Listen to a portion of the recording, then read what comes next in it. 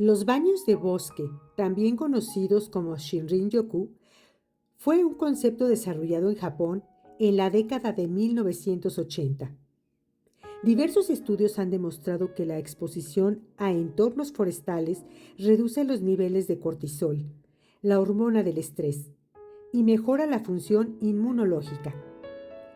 Varios estudios han encontrado que las personas que participaron en sesiones de baños de bosque presentaron un aumento en sus niveles de células inmunitarias durante un mes posterior a esta actividad.